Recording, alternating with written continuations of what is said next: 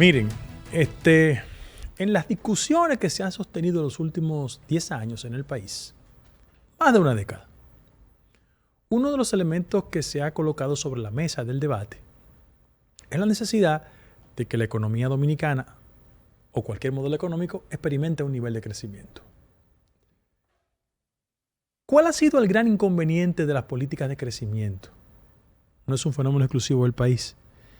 Es que el crecimiento per se no garantiza una mejoría sustancial del nivel de vida de la gente.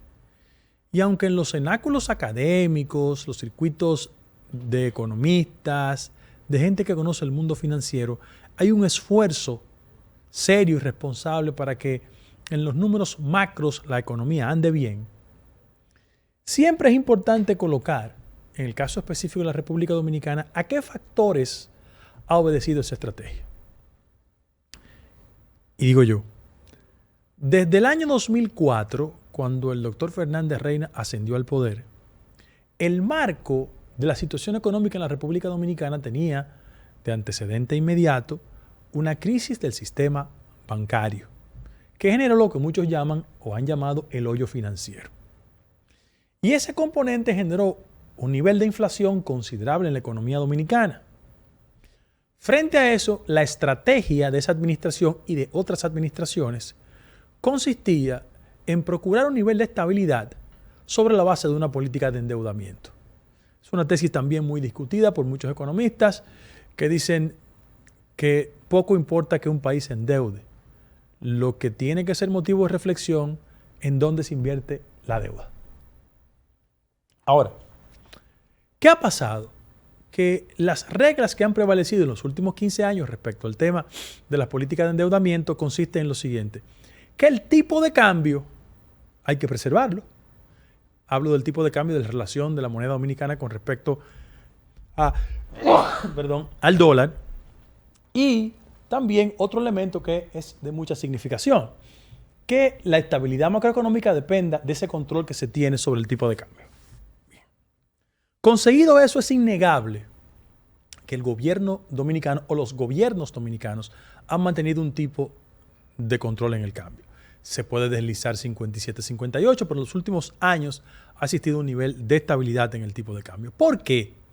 Porque en la medida que las políticas de endeudamiento generan posibilidades a los gobiernos, hablo en plural, ellos pueden jugar con el tipo de cambio. Inclusive el que proyecta las planificaciones de los presupuestos se dará cuenta que el monto del tipo de cambio en los últimos 15 años nunca ha excedido 60 con respecto a la moneda dominicana. Ahora, en el actual escenario, es innegable que las políticas del Banco Central, las políticas macroeconómicas, han sido hábiles en la medida de que ellos han incrementado la tasa de interés. ¿Por qué es importante que la tasa de interés se incremente? Miren por qué. Porque cuando los Estados Unidos incrementan su tasa de interés, hace mucho más atractivo que esos capitales que andan dando vuelta en la economía dominicana se vayan a mercados más seguros. ¿Y qué ha hecho el gobierno dominicano, el actual? En los últimos años, el último año y medio ha incrementado la tasa de interés 4 veces. La han llevado comenzó en 3.5, está en 5.5. ¿Por qué? Porque le quieren decir a esos capitales, no se vayan de la República Dominicana, porque eso implica que si ustedes dejan sus capitales aquí, nosotros de una forma u otra mantenemos un control en el tipo de cambio, que eso es lo que genera mayor paranoia en todo país. Tú vas a cualquier país del mundo y dices, ¿cómo está el tipo de cambio? Si es estable, hay garantías mínimas. Y en este caso, en la República Dominicana, los otros días se deslizó 57-58, pero ha vuelto a 55-56. ¿Qué yo quiero conseguir con este alegato? De que las cifras de recuperación en la economía dominicana son buenas. El sector turismo, que es una fuente esencial, las cifras son buenas. El sector remesa, las cifras son buenas. El sector zona franca, las cifras son buenas. Lo que yo trato en el día a día de hacer este ejercicio, y ojalá nadie me perciba como un perturbador de la tranquilidad social, política y económica del país, porque yo soy un humilde servidor que lo único que hace es hacer un esfuerzo de estudiar temas esenciales para ver cómo lo traduzco en el día a día de esta conversación. Sostengo que qué bueno que la economía vaya recuperándose en los números macros, Por ejemplo, el endeudamiento se ha incrementado. Ahora, con relación al PIB, ha descendido de 62% a 60%. Y yo quiero ser en esto conservador. Las economías, cuando la relación del PIB respecto de la deuda excede, oigan, sobre el 30%, es una indicación de precaución. En el caso específico de la República Dominicana, escúchenlo, el 30% de las recaudaciones que hace el fisco, le hace aduana, impuestos internos y todos los organismos que cobran, que la mayoría de los dominicanos no estamos conformes con eso, es para amortizar la deuda. Entonces, ¿cuál es el país que le estamos dejando a las futuras generaciones? Sobre todas las cosas, cuando el ciudadano siente, y le invito a los indicadores también, porque en la discusión civilizada son las cifras las que hablan, es cierto que hay una propensión a la manipulación de las cifras y que muchos funcionarios, no hablo del caso solo de República Dominicana, se han destacado por la capacidad de maniobrar con respecto a las cifras estadísticas. El mejor caso era Argentina de los Kirchner, que la inflación iba alta y los tecnócratas del Banco Central argentino hacían malabares para que los indicadores no se correspondían con la realidad. Llegó un momento en que colapsó, porque la mentira en materia económica, como en cualquier actividad de la vida, es insostenible. Ojo, he estado viendo cifras estadísticas. Yo pienso que el ministro de Hacienda es una persona con los niveles de competencia. Cuando comenzó el gobierno, a muchos funcionarios le decían el doctor no. Pero él, desde el punto de vista de la conducción, yo tengo siglos que ni veo a Jochi Vicente. Pero yo estoy viendo cifras estadísticas. Yo pienso que es una persona que ha sabido conducir la economía dominicana en los mercados internacionales. El equipo económico del gobierno es bueno. Es bueno. Tú tomas en aduanas, tú tomas al de Hacienda, tú tomas al Banco Central, tomas al superintendente de bancos y Luis Valdés ha hecho su trabajo. Yo tengo otro tipo de impugnaciones a Luis Valdés, pero más con la política. Pero él ha hecho su trabajo en términos de recaudación. Ahí están los números.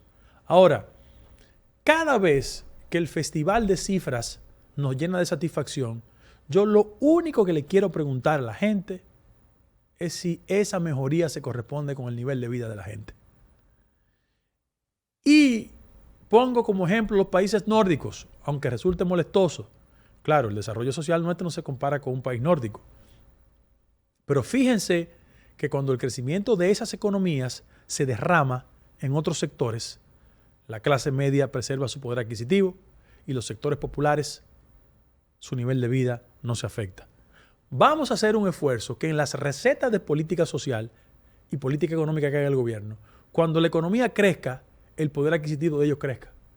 Que la señora que tiene que comprar medicamentos tenga la posibilidad de que si va a las farmacias populares, si no hay ahí el producto, que vaya a cualquier farmacia y lo compre.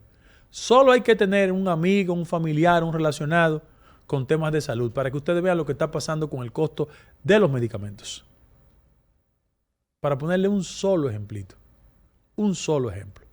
Entonces, frente a eso, yo insisto, ojalá se haga un esfuerzo para que en el marco de la actual situación de dificultad, de inconveniente, de crisis internacional, lo doy solo como dato y le paso la pelota a Omniel. Miren, todo el esfuerzo que han hecho los gobiernos para reducir los aranceles. En el caso de la República Dominicana, miren por qué el gesto es bueno, pero la realidad no se corresponde con el gesto. Después del DR-CAFTA en el país, los productos de factura norteamericana o de Centroamérica que ingresan al país no pagan aranceles. Y por vía de consecuencia, la acción de reducir los aranceles no va a impactar en el producto de ellos. El producto que vino de Estados Unidos, que es Philadelphia Cream Cheese, que cuando tú comías de verdad, te deleitabas, ¿verdad? A mí me gusta. Por ejemplo, ese producto no paga arancel. Y el esfuerzo que ha hecho el gobierno, muy válido, va a impactar en aquellos países que no tienen acuerdo con nosotros. Pero porque reduzcamos sustancialmente, que el gesto es positivo, el tema de los aranceles, eso no va a garantizar que el ciudadano de a pie que va a un supermercado y se compra cualquier producto de origen norteamericano, descienda en el precio. Entiéndanlo. Y hay que generar un nivel de comunicación efectiva con la gente para que la gente asuma con un mayor nivel de responsabilidad la actual situación, que es una situación seria. No para sacarle provecho político electoral, que le van a sacar provecho político electoral. Es para establecer un nivel de comunicación con el ciudadano, con la ciudadana, para que sepa cuál es la realidad del país.